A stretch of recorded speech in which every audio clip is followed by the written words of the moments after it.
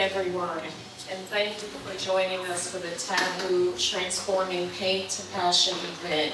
It is my distinct honor to introduce Dr. Keisha Powell, who is the facilitator of this event this morning. Dr. Powell is the CEO of Powell Therapy Solutions, LLC, a certified and licensed autism specialist, a diplomat of the American Board of Sexology, a certified sexologist, a certified assistive technology specialist, an honoree of the International Society of Psychology, a member of the Tallinn County Chamber of Commerce, a business coach for small business and large corporations, a published researcher, a podcaster, and an author. Dr. Powell graduated with her PhD in performance psychology from Grand Canyon University and received her graduate and postgraduate degrees from the University of St. Joseph, which was formerly known as St. Joseph College, in autism spectrum disorders. She has over 29 years of experience conducting autism assessments and has worked with families in Connecticut, Massachusetts, California, Florida, Ohio, and the Caribbean. Dr. Powell also held the position of Autism Coordinator for the State of Education Resource Center and was instrumental in the design of the Connecticut State Department of Education Autism Initiative. She has worked with Connecticut State Board of Education initiatives, advocacy groups, and systems in developing community awareness and acceptance of individuals diagnosed with autism spectrum disorders, especially in communities of color. Lastly, for her work with individuals diagnosed with autism spectrum disorders, leadership, Dr. Powell is the 2025 recipient of the Goldman Sachs 1 Million Black Women in Business. She has received the 2024 100 Women of Color Honoree Award, citation from the City and Mayor of Hartford, the Pioneer Valley Award for developing a comprehensive autism transition program, and has also received awards for Autism Speaks. She was recently the keynote speaker for the Connecticut State Capitol of Colors of Autism, raising awareness at the Capitol. And she believes every individual diagnosed with ASD is a gift and continues to promote this philosophy to professionals. So you hear all of her accomplishments. She's a wonderful person. She's kind-hearted, and I not only am happy to have her as a client, but she has now become a friend. You all are in for a treat with this event, and we again thank you for coming.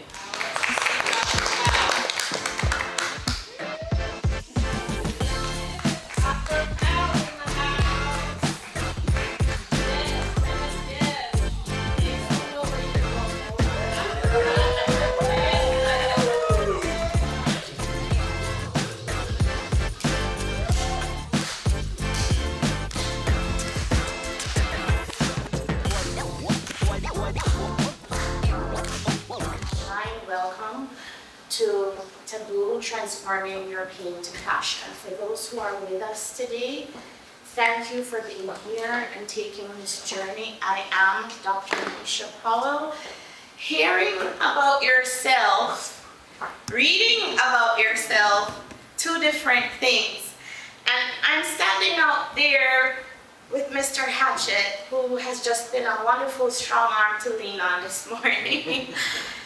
And I'm hearing everything, and I think, wow, that's me?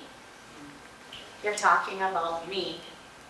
How many times have you stood there thinking about yourself and, wait a minute, this is really me? Well, that's what Taboo is about today. And I want to make sure I give a disclaimer. We have Laura here from Pearl R, who is a trained clinician. So if at any time there's anyone who needs support, we just want you to know we're here for you. You're not alone. Some of what we're going to be discussing may be a little bit triggering for some people. But I just want you to know, if you need space, we're here to take care of you. So the purpose of this workshop is not only to help you uncover some of your vulnerabilities, but also to embrace your transformation. And what we're going to learn today is how to turn our pain into our passion, right? So we're going to talk about it honestly. So it's not just going to be Dr. Paul up here at the mic. We're going to share out. If you feel comfortable, there's no pressure, okay? And then we're going to go through a few exercises. So how we're going to transform your pain into passion, and then to create a safe space where you can be bold and open and word. So this is a room where you're going to not only feel empowered, but hopefully after today, you're going to leave with a lot of tools that you can use in your everyday life. First, let's uncover the pain. So, of course, do we have a client? Yeah. Yes. That little girl was me. I don't think I was 2 years old yet. So, story time. My father, whenever he would talk about this picture, he doesn't talk about the fact that there's a smiling baby. He always talks about the forehead. And for some reason, my father was always proud to introduce me as, you know, this is my baby girl. And yeah, when she was born, she had a big head. And people would always say, wow, what a baby with a big head. And I would say that's because she's going to be brilliant. And he was always proud to tell people that story. I'm not quite sure why. Because I used to think like, Lord, Dad, please don't talk about my big head. I still have it. But now, I'm realizing why he was so proud of it. He would always remind me to stand in my truth, stand in my faith, and stand in my convictions. He was always my cheerleader. My dad passed away this past January. And for me, when I pulled up this picture, that was the first thing. It's funny, the first thing I remembered was him talking about my big head. But that was where I started, that smiling baby. Next picture. This picture is of me. Does that still look like me?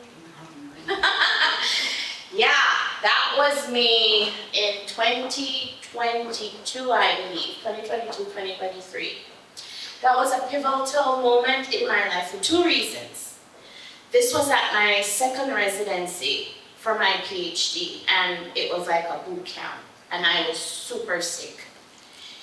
I believed in a doctor who told me that I was going to be okay when in fact I wasn't. I was almost 300 pounds there. And it wasn't because of eating.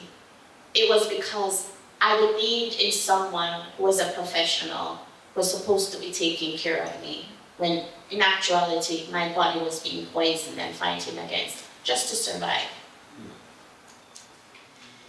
And this picture represents two beautiful people who created me through God's grace, my father and my mother. My mother passed away a year and a half ago, and again, my dad passed away this past January. But why did I choose this picture? It was one of the most painful moments in my life. I took care of my parents for over 19 years, but prior to that, it was just the three of us, really. I do have an older sister and a younger brother, but it was always me, mommy, and daddy. And when they left, I suddenly realized I'm alone. But my friends, the few friends I have, everyone called and said, Keisha, you know, they're here for you, and it's okay, now you can live your life. And I remember feeling super angry. What do you mean I now can live? I've been living my life. They were my life. So I had to learn again, going from Keisha the child, Keisha the woman, Keisha the doctor, and Keisha losing her parents. How do you transform all of that pain and turn it into any form of passion? How do you come back from that and actually feel like, wait a minute, there's a release? I'm sure many of you feel that way in your lives. I'm not going to assume, because everyone's journey is different. So, let's see. I have spent too long hiding this part of me. How many of you have actually hidden pieces of you? And then to recreate all of that, to regurgitate all of that, and bring it forward. How many times have we said, I've spent too long hiding this part of me? Well, let me tell you something else. See that journey? There's also another journey I had. Between here to here, there was a huge part of my life where I had to really reach in to transform from my pain. I was 6 years old when I was sexually abused by someone I trusted, my family trusted. And I didn't know what happened to me. When my parents, again, my father was always a man who believed in education, so did my mom. But they wanted me to be very independent, so they shipped me off to an all-girls boarding school. I thought my parents were the most cruel people ever, like, who wants to live with girls until you're a teenager and graduate from high school? When I hear people talking about prom and all of that good stuff, all I could think about was the apron uniform I had to wear. And living in a dormitory with girls who had PMS. But I tell you something, it was the best thing they could have ever done for me. And I'm grateful to my parents for that, because here I am today. I developed what's called strength. I developed what's called resilience. And let me talk about transformation. By the time I was 14 and I returned home one summer from boarding school, my perpetrator decided to pay me a visit. And he thought he was gonna railroad me, but boy, did I let him have it. He had a come to Jesus moment that day, and I realized I was able to take my voice back. I had my power back, because in that moment, I saw his fear. And in seeing his fear, I realized, wait a minute, I do have a voice. And I spoke up and spoke out. And today, I still advocate for those who have been sexually abused, especially those who are neurodiverse. So follow me. From pain to passion. I'm going to ask you something in reflection, and I need you to name your truth. What is the one experience you've ever struggled with? Think about it just for a moment. And what have you been taught to not talk about? In my case, and I've seen it happen with men too, when anyone has gone through anything traumatic, whether it's sexual abuse, physical abuse, or discrimination, or anything, we're usually told, don't talk about it, just get over it. You're silenced, right? And what emotion was the hardest for you to express? I want you to think about it just for a minute. The mic is available.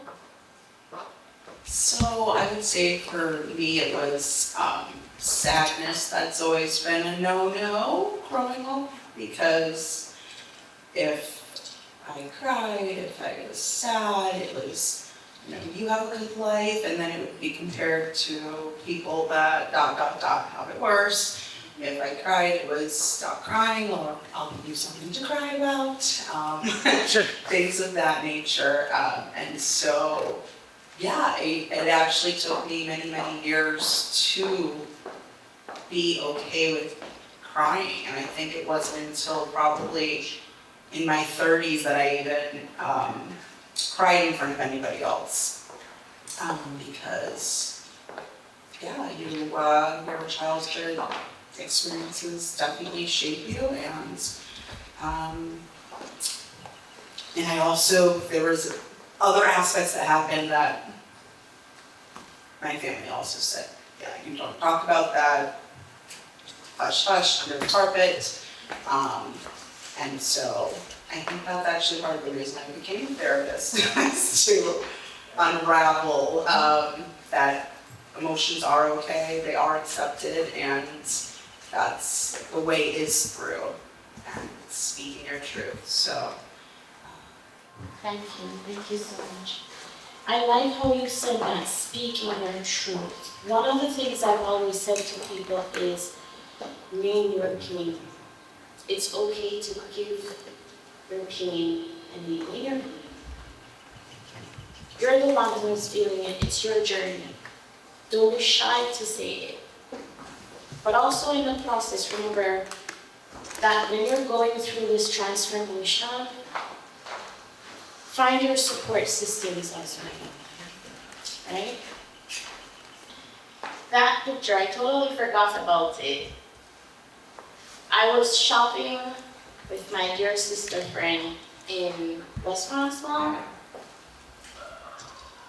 and all of a sudden I just broke down crying in the store. It was a moment I remembered my mother and I used to shop there. And I had to tap into that pain in order to finish the journey. So sometimes, again, I have spent too long hiding this part of me. Don't hide yourselves anymore, right? This is about transformation. Accepting your vulnerability. Remember that picture before where I said I was crying in West Farms Mall? If anyone knows me, I can go through anything and you don't see me shedding a tear, you hardly see me showing an emotion. It's something you learn earlier on when you are a survivor. I will never call myself a victim. You learn how to protect parts of you. And even when it doesn't have to go to sexual abuse either, any trauma that you've gone through in your life, you've heard people say sometimes, oh, why are you being so defensive? It's not that you're being defensive, it's that you're protecting that part of you. It's our innate abilities as human beings to protect ourselves. It's a behavior that we've learned over time, whether it's from your childhood or it could have happened any part of your life, right?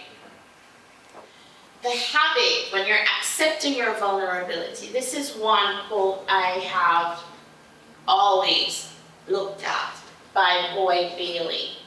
The habit of honesty may be painful in the present moment, but brings healing as truth is embraced.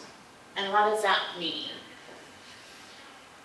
Initially, we talked about uncovering your pain. Now we're saying you need to accept your vulnerability. You know when people can be the most vulnerable, usually when I work with patients, I'll say to them, I want you to stand in front of a mirror and I want you to say, I forgive you. And they're like, Dr. Paul, who am I forgiving? Said yourself. They're like, well, why would I forgive myself? Because the first step to healing is to be honest with yourself. Whenever I give that exercise to anyone, and I ask them, well, how did you feel? They said, that was the most difficult thing I have ever had to do. To stand in front of a mirror and say, I forgive you. I forgive you for the times when I know you could have done it and you didn't believe in yourself. I forgive you for every time you make an excuse when you should have just done this. Or I forgive you when you didn't speak up for yourself because your boss was shutting you down. Or I forgive you for just not being you. It's the most difficult thing, right? But you gotta be honest. Because the first step to healing oneself is to be honest with yourself. What is it in you that you feel is so painful that you have to move past it? Some people will push it under the rug, but it's still gonna be there. In psychology, we call it delayed trauma. something will trigger you. I know when I went through discrimination, I kept taking it and taking it and taking it and taking it. Because remember, again, there are certain things you just don't talk about. You're going into your job, you're making 6 figures, you should be happy, you have a home, you have a nice car. Don't talk about it. Let them do whatever, just use the term. If you're not putting food in my pot, I'm okay, but you're not okay. You're not okay. I had a supervisor who once told me in front of a group of people, well, actually didn't say it in front of me, but said, don't listen to Keisha. She's just a black woman trying to be a white girl. Didn't realize in the room we're all women when he said it. And those women stood up for me, but I couldn't stand up for myself. I took that pain home and I buried it. And every time something would happen, I would go back to school, I'm going to make myself better, I'm going to be okay. But I never forgave myself for standing up and saying, stop. You're an intelligent woman. It doesn't matter what color you are. You're doing your job. You have a right to be in that position. You worked hard for it. But the day I stood in the mirror and I started to say, I forgive myself, I learned that, wait a minute, I'm not anything that anyone says I am. I'm who God created me to be. I'm sharing this with you because you have to be honest with your pain. You already know what you're going through. It's your journey. It doesn't matter how much therapy you go in, you still have to remember it is your journey. And you have to find and push past that. But in pushing, be realistic. Being realistic means being honest. Being honest means you have to be present. And that is where your healing is going to start, your truth. Turning your pain to passion. Right? I have another exercise for you. And I want you to be honest with yourself. Okay? I used to think my pain made me weak. Now I know it made me. I used to think my pain made me weak, but now I know it has given me strength.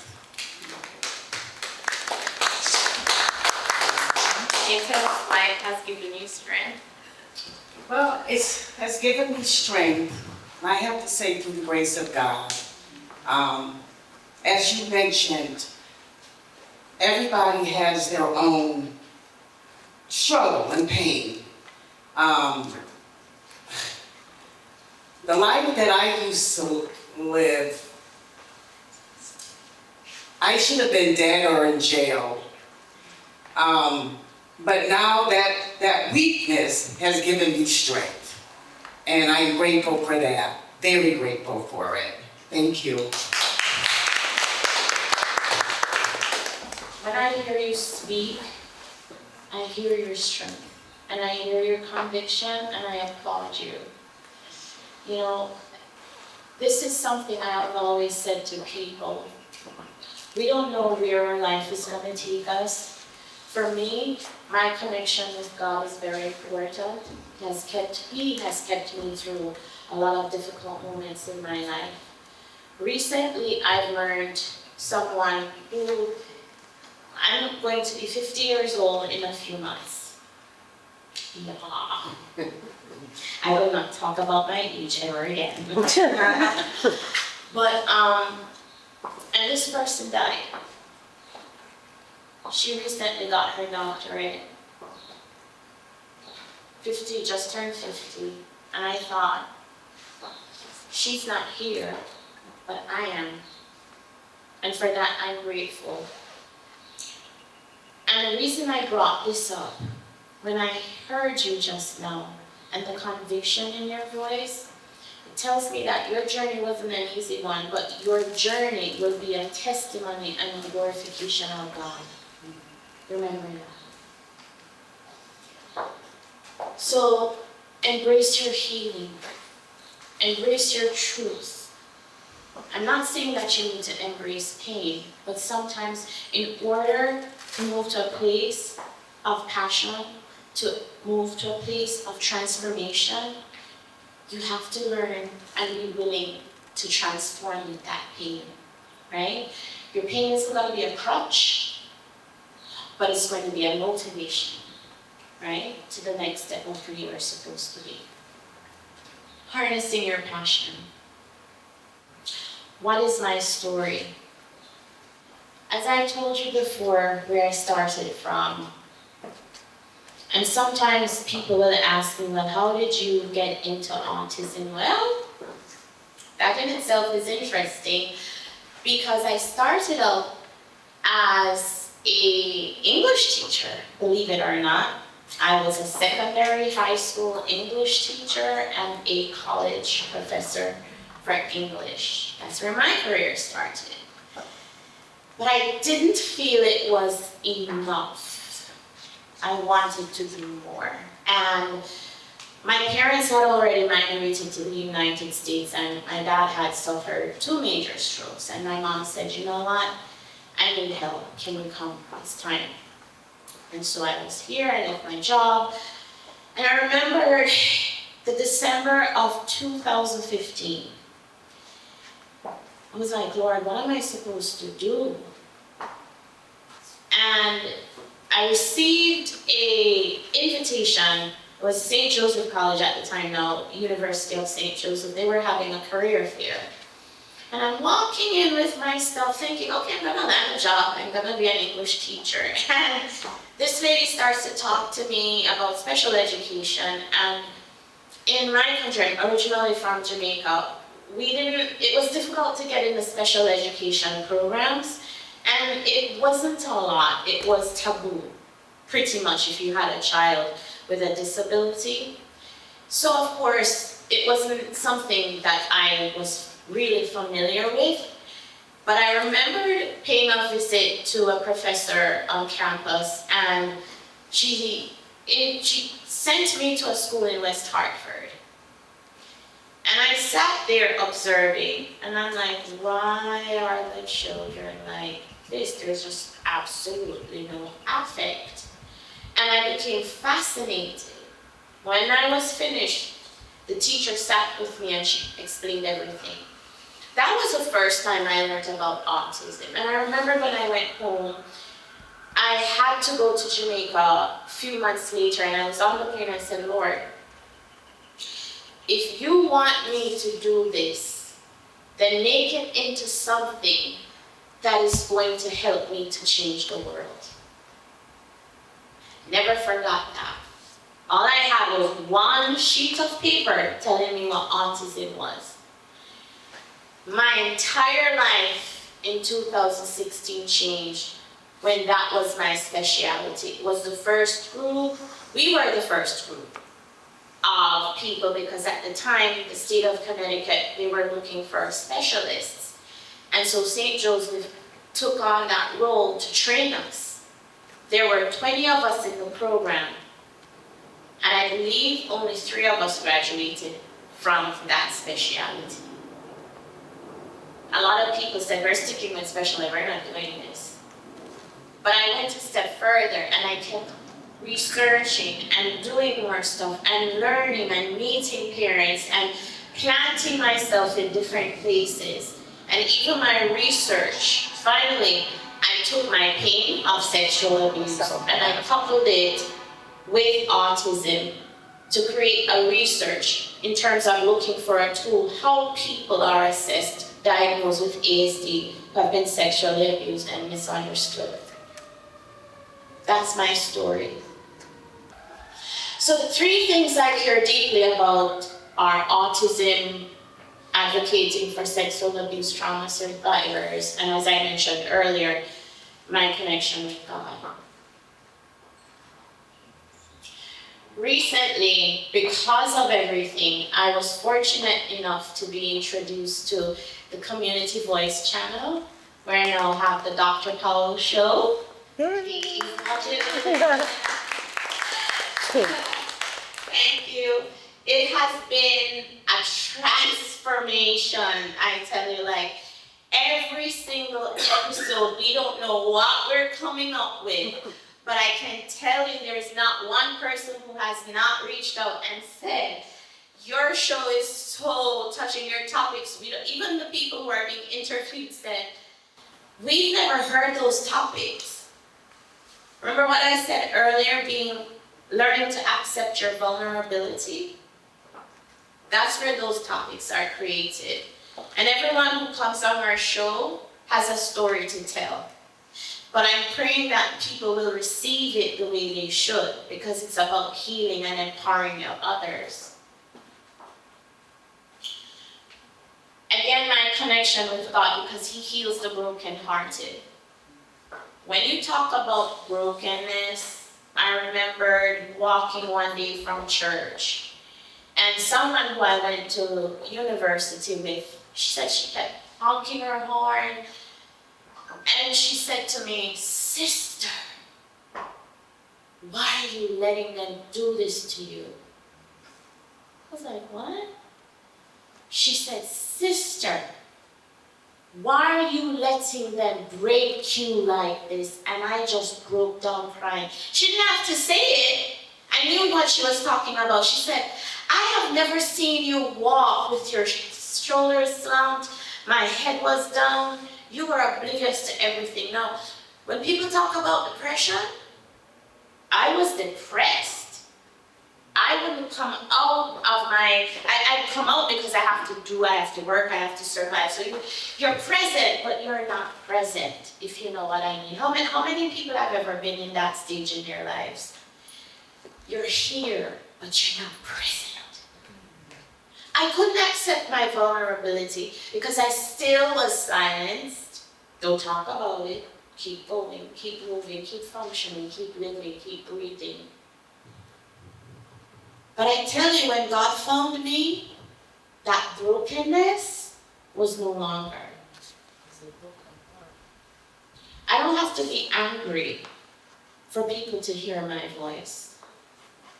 I have a way now where I look at you, I will listen, I will take it, and then I will say, are you finished? And sometimes I might even say to the person, I will speak to you after the devil leaves you, because you're not pulling me today. I will acknowledge you, and I'll validate some of your feelings to see where we're coming from. Because let me tell you something, you don't know what that person was going through while their ugliness starts to show. And years ago,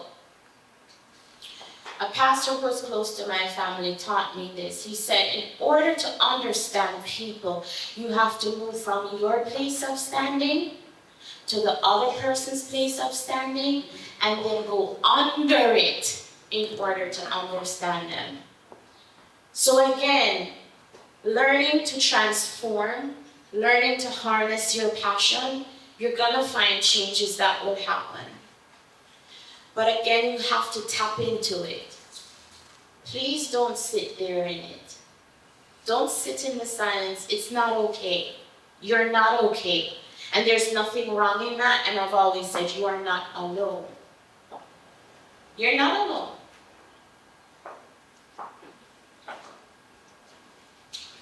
And through that, last year, with my marketing team, we created Taboo, the podcast. So many people from all over the world were interviewed for this podcast. And can I tell you something? Through this passion, I was healed. I heard other people's journeys, how they took what they thought was pain and how they turned that into something else. Some people became professors, some became leaders, some opened their own businesses.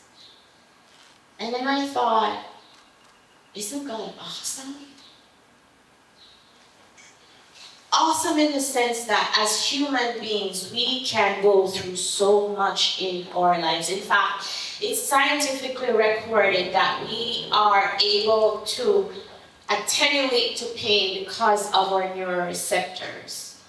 But then when that internal conflict comes, many of us are either at the end or the brink of what we call sanity, but we still survive. We're survivors. We have that innate ability to survive. We have that innate ability to turn something that's super painful and change it into something that's positive. I look around this room, for example, I see light, I see beautiful people, I'm hearing so many different emotions, feeling so many different emotions.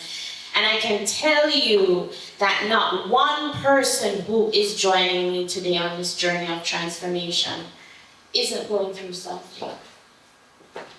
Some of you are actually questioning yourselves right now because I can see your expressions. Some of you are actually flushed because I can see complexion. And I could go into that deeper because that's my training. However, I want us to look at this as not just healing, but a spiritual cleansing. Another activity, your passion statement. I want you to write your passion statement today. I want to use my story to help, empower, inspire, blank by doing blank. I could give you an example. So I want my story to inspire others by doing the work that God meant me to do. I want you to write your passion statement. I want to use my story to help inspire parents of children with learning difficulties, learning disabilities, or neurodivergence by teaching them to advocate for their child and not to take "no, we can't" as an answer. I agree. Would you like to tell people who you are, Johnson? Certainly, I would love to. I am a mom of 2 neurodivergent young adults. I suspected something was different, I think, about my kids very early on when they were about 3. I sought out a variety of professionals, psychologists, occupational therapists, speech and language pathologists. And like you, yes, everything's fine, don't worry. And as time went on, things became a little more clear that they were having difficulty at school. And so we entered birth to 3 with one, another my eldest in kindergarten. And as we started going through the school system, it became very apparent that they both had learning disabilities. And I kept asking, are they on the spectrum? No, of course not. Are you sure? Yes, we're quite sure. So I spent, when the kids were born, I quit my job and the plan was that I would stay home. And I spent their entire 12 years of school advocating for my kids' needs in the public schools. It was not easy. I was very persistent. I educated myself on what was perceived at the time to be their learning disabilities. Went to advocacy training, and it was not until my kids were out of school and 18 and 20 years old that both of them were diagnosed on the spectrum. So we went through an entire educational system, different towns, different professionals. It took 20 years to get to where we needed to be able to find the professionals that were highly qualified, Dr. Powell, to work with my kids. And my word was perseverance. And I can't tell you how many times I heard the word no, you're not correct.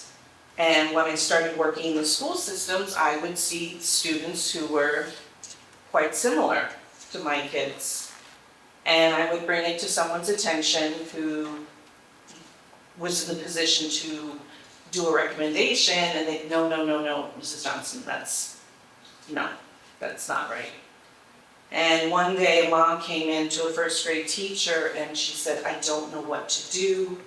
I need to have my son referred. And mom said, he's on the spectrum. And I looked at the teacher, and it was kind of a look like, told you so.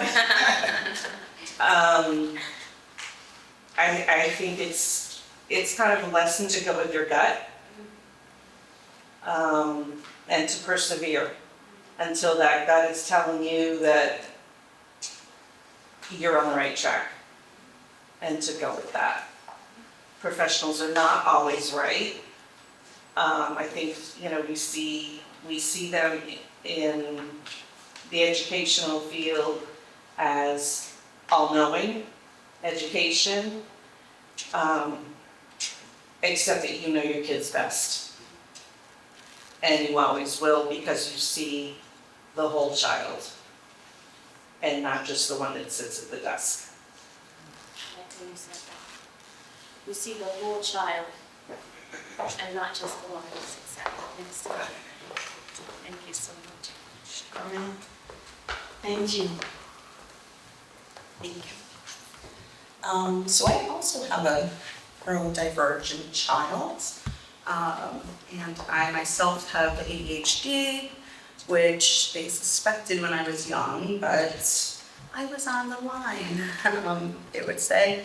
And so it wasn't until my 20s that I ended up getting reevaluated and getting the official diagnosis of that, but which was very validating after many years of just feeling like I was dumb, stupid, disorganized, and reprimanded for not meeting my potential. So with and advocating is so very important, and thank you for sharing that. And I've had to learn how to advocate for myself, and I think when I was in the younger years, I had a lot of shame and anger about feeling different, and I was in special education, was mainstreamed, but had to be pulled out for extra help in math and organizational skills and things of that nature. And so I always felt like I needed to prove myself. And so I would do homework for hours and hours after school to try to understand, and be in tears every night. And when I asked for help from my parents, they said, we already went through that grade. And that's, you need to learn this. So, but and I did a lot of masking because I felt like I didn't fit in. I was liked, but I would never immerse into what I would call like a friend group. I would have a friend here and a friend there, but, so anywho, I'll read my statement, which is, I want to use my story to help empower and inspire people to heal and reach their highest potential by leading what I plan to be calling it, School of Life, workshops, classes, and retreats, and teaching people to be authentically themselves. We all have different gifts, and just because I do not know how to multiply fractions does not mean that I'm stupid. I have other gifts. And actually, when I was younger, I had neuropsychological testing, and I was very below average in many areas and very above average in others, and it was very complex. The doctor didn't know what to exactly make of it. He actually told my parents, come back when she's older and tell me what she became, because I'd be very interested. So anywho, yeah, I just think that being authentic to ourselves, acceptance of ourselves, loving ourselves, even with our quirks or imperfections, is so important, because truly, if we treat ourselves with kindness and love, then that's all we'll accept from others in order to set boundaries and also to only keep people in our life that are close to us, that, we teach people how to treat us, but we also have, sometimes hard decisions to align. So that's what I would love, is for other people to know that the body knows the answers too. And connection to ourselves is then connection to others and spiritually as well. Thank you so much. Thank you. These two ladies just shared your journey. Thank you very much.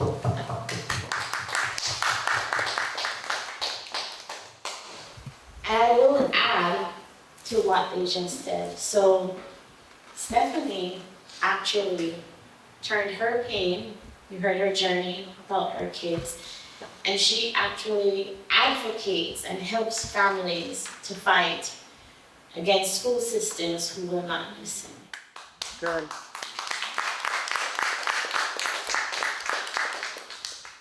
And as for the doctor, I can tell them that Laura is not only an outstanding clinician, but the CEO for Pearl Aura. So she turned her pain into passion.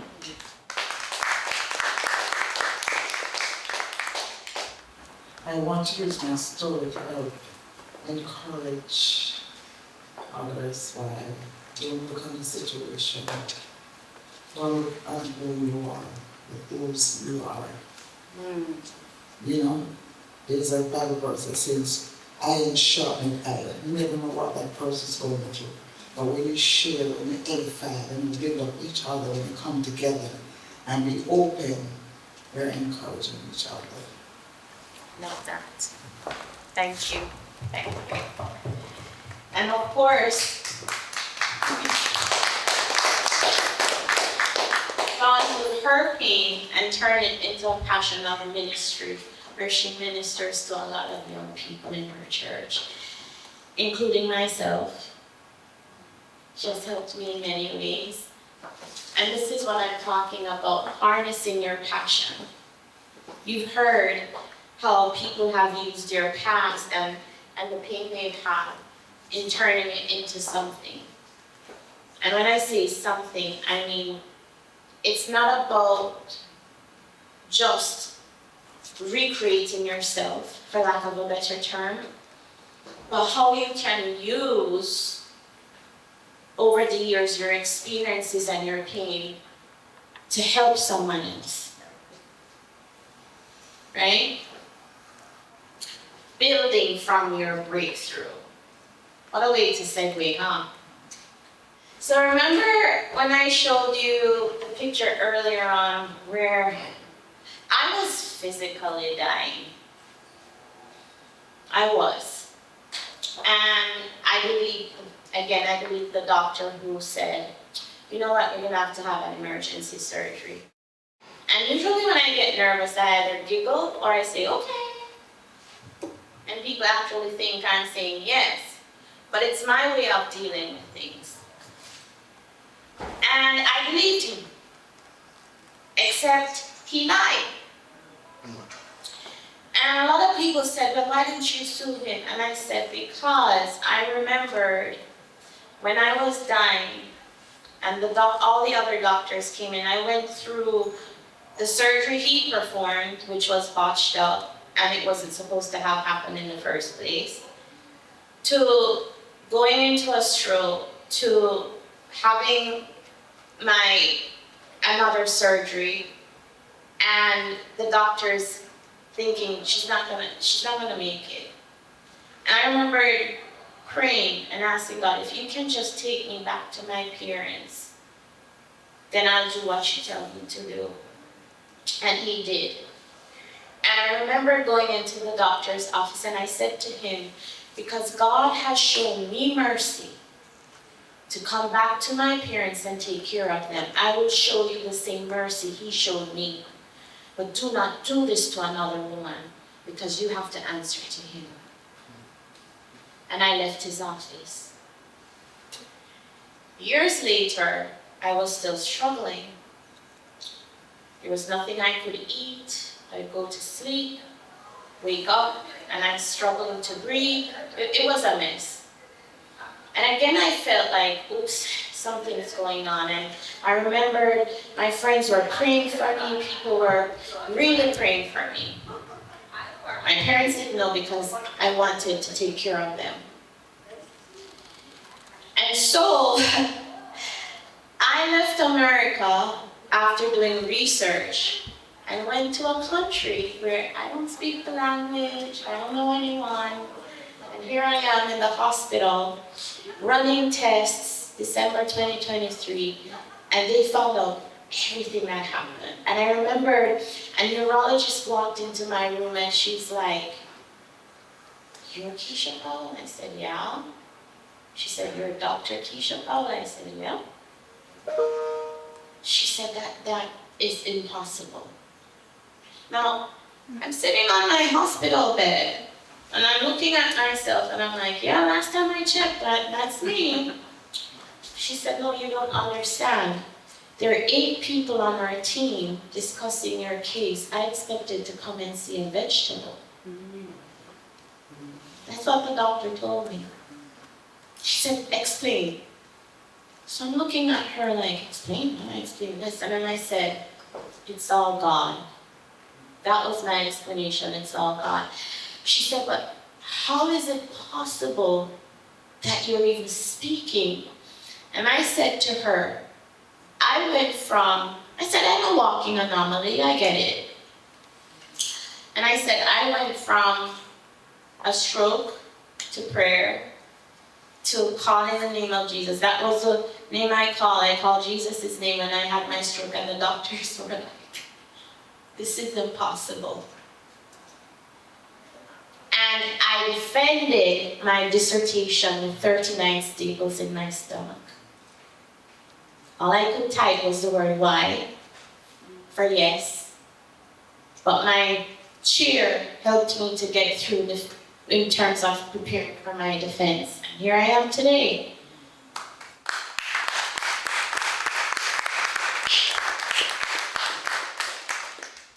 And then that's why I have one of my friends took this picture.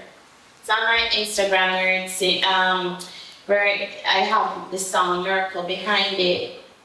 This picture, I love horses, but I am scared of heights. I got on the horse, but I couldn't move it because I was so scared. However, why does this picture resonate with me? Animals know your energy. And when I walked in, my friend took the picture because all the horses came out and greeted me. And it was the happiest moment in my life, going from this to this to this. I went back recently to do all my checkups. All my organs are functioning, the surgery was successful. The nutritionist came in and this lady was just hugging me and squeezing me like, oh! And I'm like, yeah! She's like, "Oh my God, you look so good." And I said, "Thank you for pouring into me." It was a celebration. Walking into that hospital in South Korea, and everyone was celebrating. And I thought, I want people in America to experience this, because our healthcare system has suddenly become terrible, where doctors don't even speak to you. Everyone is so gung-ho and giving you stuff and doing surgery and selling pharmaceutical drugs, and I get a piece of sample and they forget about who the patient is. And trust me, I'm coming for y'all. And this is me smiling and glowing, and now the CEO of my own company. Building from your breakthrough. What is it that you have in your pain that you can build upon to transform and become who you are meant to be? First thing, forgive yourselves. Name your pain. What is it that you want to accomplish in your life? For me, I know I'm still transforming. When I heard, as I said earlier, yes, I wanted to write a children's book. I've actually written several. I only published one. There are times in my life when I don't even know if I can get near a horse, but I'm grateful to God that I had the opportunity for those horses to come out. And this little friend here is a miniature pony, and his name is Captain. He allowed me to braid his hair. But it was amazing. And I know there are many more experiences to come in my life, and this one is a big one, right here, right now, being with you. But you have to learn. Never think that your cup is too little to fill it. Never feel that you need to not have several buckets. Get several buckets. Pick your top 3 buckets and fill them in with different passion. What is it that you want to accomplish? If you want to be an event planner, if you want to be a PR person, if you want to own your own company, if you're going into marketing, if you want to be a speaker, if you want to be a teacher, whatever it is, it doesn't matter what age. I remember my mom used to talk about, I started nursing school, but then I went into banking. I didn't like it. So I became a stenographer. Then I had you kids. Then she said, I really wanted to be a nurse. My mother was 60 years old. It was her birthday, and I didn't know what gift to get her. So I went to Stone's Academy at the time. They had an LPN program. And I went to the director. I said, my mom's 60 years old, but she's bright. This was her dream. Can you help me? And the lady looks at me like, what? And I said, well, can you help me? She said, yeah. I said, okay, this is what we're going to do. You're going to set up my mom as a student. I'm going to take her here. She's not going to know. I'm going to take her on her birthday. And we planned it. So we get there, my mom's sitting in the car. I'm like, Mom, you're not coming? She goes, for what? I said, Mommy, please. She said, you want to be a nurse now? I said, Mommy, just come. So she's sitting in the office, and the lady's talking to her, and she's looking at me because my mother had this look. And she's looking at the lady like, why is she talking to me about nursing? So the lady, I sit there, and she said, come with me, Mrs. Paul. And she takes her, showing her the classroom and stuff. So my mother is like, why is she showing you the classroom? So then she hands my mother a packet with her name on it, future nurse. My mother looks at me and says, what? And I said, Mom, I have heard you for years talking about you wanting to be a nurse. It's your turn. You've raised your kids, you've taken care of Dad, you take care of elderly people. It's your turn. And she cried, and she did it. She said, but I can't pay. The lady said, never mind. We'll give you a scholarship, and there's financial aid. Well, guess what? My mother got a grant and a full scholarship. And she would study at nights. You should see her with this little lamp that I inherited when I started going grad school. And she and my father would study. And she took pride. When she got an 80% or a 90%, she'd be like, Osborne, I got 80%. And he would be like, okay, honey, we'll go for 85 then. No, I want 100. And she would call me, and I would have to be like, did I make a mistake? Because Mom, it's too late to talk about grades now. But she graduated. And she was super proud. Point, age is just a number. I have an aunt, my father's sister, my aunt Enid, who I love, who always laughs and jokes. She goes, you have 2 bachelors, 2 masters, 1 PhD. When you work for the next one? I said, Auntie, please. But she knows me well enough. I might just do another one. Mm-hmm. The point is, fill your buckets.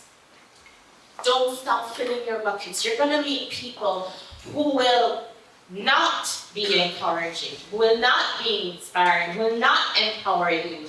But just remember, you are not alone. The sky is the limit. I tell my nephews that all the time. It doesn't matter when you start as long as you finish it. The race is not for the swift. But you can endure it again if you are unified. And it's okay to fire people from your lives. I've often said that to many people. It's okay to fire people. You're not going to have everyone who will agree with you. But I will tell you something. The people who spend so much time disagreeing with you, you must be doing something right for them to be noticing. And it's okay for them to notice. Right? It simply means you are important. So build from your breakthrough. You have to go through to get through. Take the bold step. What story do you want to write or express? What support do you need to do this, and when will you take the first step? Remember initially when I said you're not alone? And it's okay to fire people. You're going to meet people who will also empower you. I've been very fortunate to have the handful of friends who empower me, the handful of friends who inspire me, the handful of friends who are always pushing me to move forward, the ones who are always supporting me. Right? You're not alone. You'll identify in your weakest moments, in your most painful moments, who are the people who will stand with you, for you. And you'll also identify the people who never supported you, but always take. Because here's another thing that we do. Many of us are givers, but we don't know how to receive. It's not that we don't know how to receive, it's the truth is we've never been allowed to receive. Because sometimes people will look at me and say, oh, you have it all, you don't need anything. So he said, oh, you could call and check how I'm doing. I'm not always good at picking out my clothes. But I have someone who does that for me now. She does a really good job. And look at the supports that you need while you're growing. When you're building a business, it's good to network. But I'm also used to people, their idea of network is not the same as what network should be. And again, you have the takers. Be aware, you need that power of discernment, and it's okay to fire people. Right? Don't feel guilty about it. And when will you take the first step? My first step when I decided I'm moving away from this, and I remember I was so frustrated. It was 3 o'clock in the morning, and I said, God, I am so tired of when I walk in a meeting or when I'm faced with certain things on the job. I said, all my degrees, what do they mean if I can't use them to serve your people? And he said, take out your resume. I took out my resume. Now write a website. 3 o'clock in the morning. I used my resume to create what I now have as a website. And I remember calling Ryan and I said, can you create a website for me? And I never thought in a million years that I would be standing here 5 years later saying I'm the CEO of my own company. And the people who I serve currently in my practice, I enjoy every minute of working with them. Sometimes I'm like, oh, okay, here we go, spray up. But you know what? I love it every single time, and I'm being honest. It's almost as if they couldn't wait to talk to me, to pour in what's going on. You know what happened this weekend? I go, what? For real? And I learned so many acronyms, like people literally thought I knew what LOL meant. I learned what LOL meant 2 years ago. And there were laugh out, yeah, that one. I remembered when I was introduced to someone in South Korea, they said, oh, you like BTS? And I'm like, huh? I thought that was another LOL acronym, didn't realize it was actually a boys group. So this is to tell you how behind the times I am. But it didn't faze me from taking other steps. And I'm still taking more steps. And I'm encouraging you to continue to take steps. So fill your buckets for your breakthrough. Take the bold step. What do you do when your required bucket is overflowing?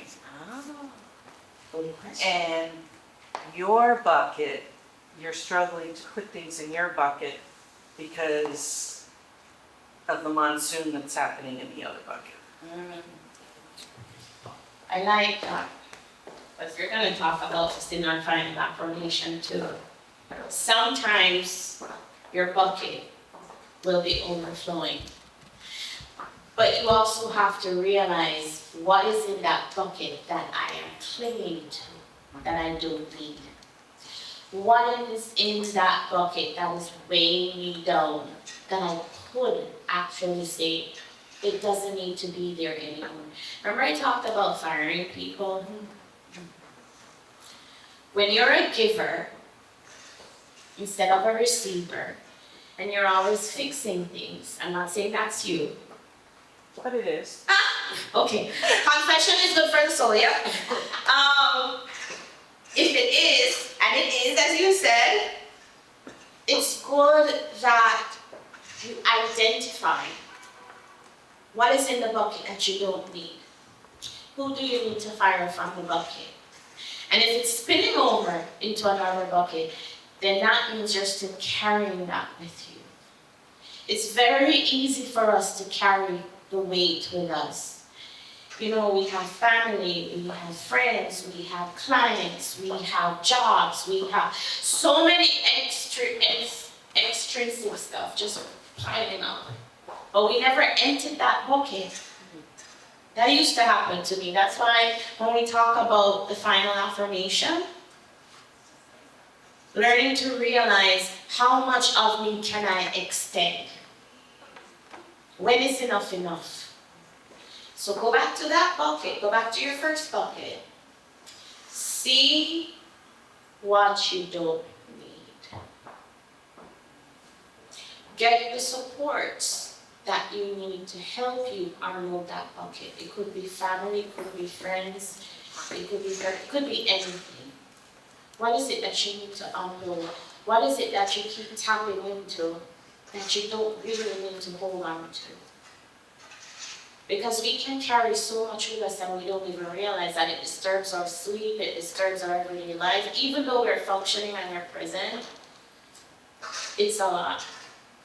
And I can sincerely say this to anyone, when I was taking care of my parents and I was really doing this alone, there were times when my bucket was so empty. I would work and I would spend only 3 hours sleeping.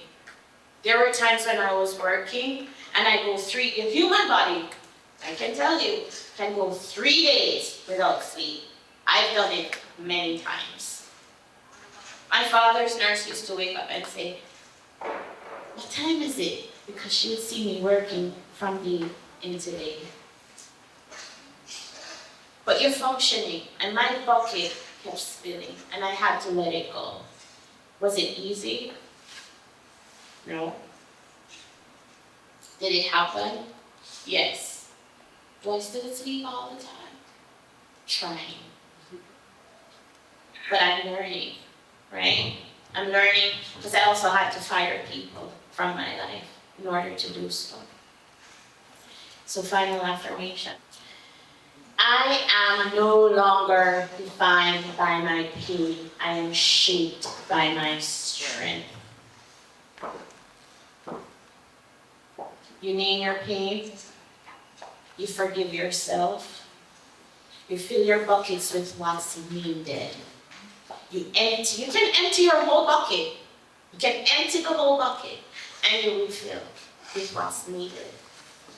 Define your pain. Shape your strength.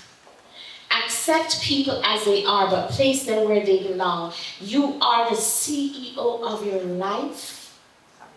You hire, you fire, and you promote accordingly. So going back to buckets again, when you unload, it's like doing the laundry, you unload, right? And you put in, whether you do your colors separate, your white separate, your black separate, whatever you do. But you are the CEO of your life. God only gives us one, right? You're in charge. That's the beauty of being human. You're in charge. You can choose who is going to add to your life. You can subtract who you don't need in your life. You can divide and promote accordingly who is supposed to be in your life. Empower yourself, embolden yourself, thank yourself. How many of us actually say to ourselves, thank you? When I lose a pound, I say, thank you, God. And I look at the scale, bye. Right? Took me a long time too to look in the mirror and say, oh, good. Still difficult sometimes, but I always say, thank you. Thank yourself. Thank people who are there to inspire you. Thank people who never helped you. Say thank you for every time you said, I wasn't good enough. Thank you for the person I am today. Because of your negativity and your toxicity, I'm a positive person today. Because you see, building who you are, building your CEO of your life, you promote yourself accordingly. Stop putting people on pedestals. If they don't deserve that crown, don't give it to them. If you deserve your crown, give it to yourself. If you decide you want to go do your nails, or you want to spend $20 on yourself, do it. Eversource can wait. Right? It is okay sometimes to not be okay.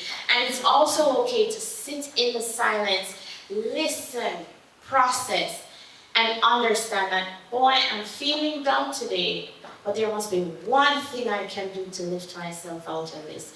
Do not go digging rabbit holes where they are not necessary. I want to thank each and every one of you. Thank you for transforming with us. I hope that today you will take away not just tools, but in hope, even if you feel like it's still not clear for you, feel free to reach out to us. Okay? You're not alone. And if you need to talk, please feel free to email me at paulotherapysolutions@gmail.com. Again, paulotherapysolutions@gmail.com. I want you to go out feeling not just transformed. I want you to take your pain, turn it into passion.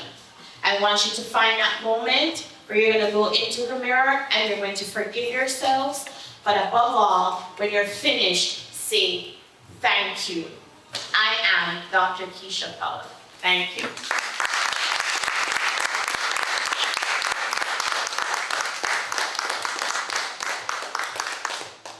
I want to take this time to thank our sponsors from AHM Artist Haven Media from Hamish Jewelers, Hatchet Events, the Talent Chamber of Commerce, Mr. Sean Park from Lab Solutions South Korea,